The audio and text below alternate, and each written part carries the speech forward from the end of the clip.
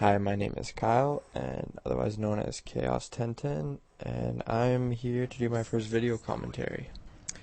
Today's subject, I would like to talk about my school project, which is ECS 210, Educational Course Studies, and it's talking mostly about the curriculum, the environment, the teaching strategies, and how we've come to know and do what we do as a teacher.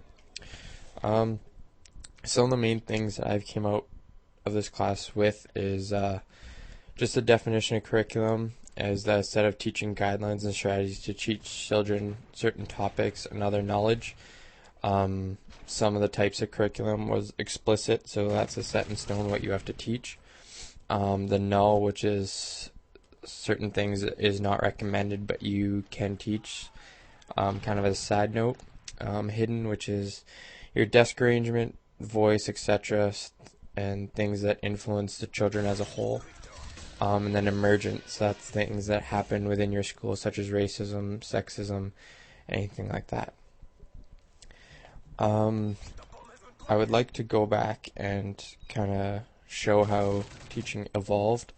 So I kind of started in the past. So in the past, there's a lot of assimilation.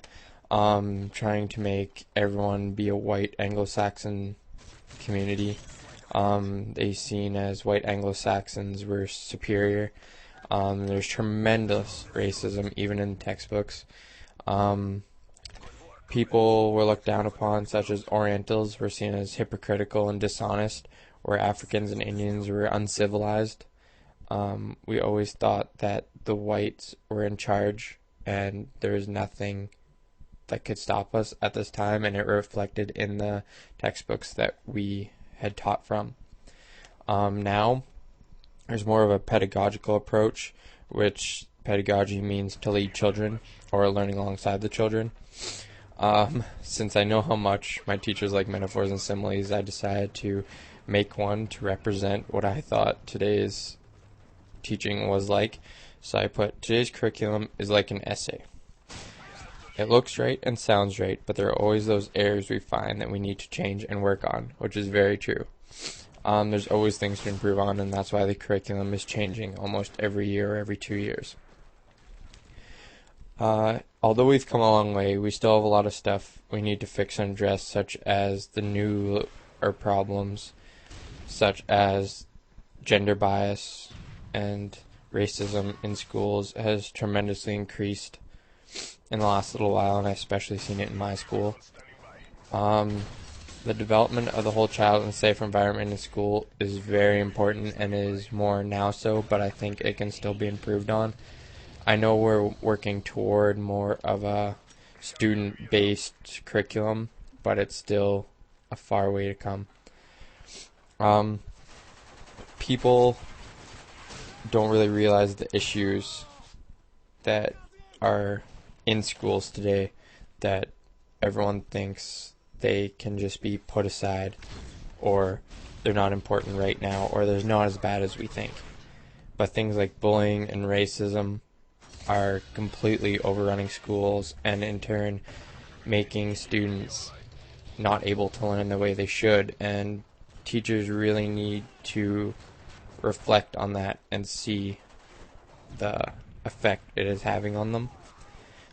Today is more of a child-based learning, and we can see that by the different teaching styles that have now come out of teaching.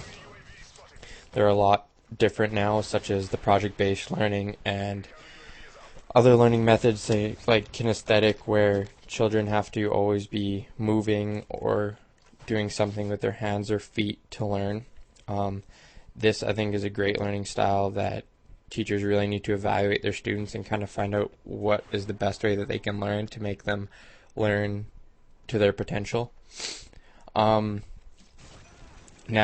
what I really got out of this class is that there was 3 different types of teachers that we kind of looked at in one of the articles, and it was the researcher, which we have to be prepared, learning from our students, their own development and lifelong learning. The practitioner, which is hands-on experience, so the child development You have to learn your subject knowledge and how to teach, and then the professional, which is accreditation, your skills required, and you have to live up to the standard of you're a teacher. But what is a teacher? Who decides what a teacher should look like? I've had very many teachers in my schooling years, and I can honestly say that no two are alike. So which one is a teacher? Because they're all different in their own way, and they all teach in their own way. And that's what brings me to the future. I really want to see more for the children. I know we're definitely in that direction, but I think we can be even more, just to develop the whole child. I really want to see less racism and bullying programs in my school. I actually was talking to another teacher in my ECE class, and they said this really can't be done unless you have a whole effort in the school. It can't just be one teacher. It just can't be one person in the school that needs to be doing this. Everyone needs to be a part of it. So I really think that is what needs to be addressed, or to be the next step in toward creating a better schooling for all students. I know everyone's probably wondering at this point why I have video in my background, or what is it of. I was trying to be creative, and I love Call of Duty from my PS3, so I decided to do a commentary over top of it and actually put it on YouTube for people to see and hear. And I really hope that everyone understands that this just wasn't pointless, so I'm actually going to describe how this relates to my gameplay, or how COD is like teaching. So I put that, like the different players in the game, there's different students. Each student and each player has different skills and needs to be at their peak to develop the most. And so I know everyone can't hear this, but I actually am wearing a headset in this gameplay, and I have people in my group, and one of the major things to winning is communication. It has to be all about communication. We have to know and say where we find people and other things like that. So just like in the classroom, communication between students is really important.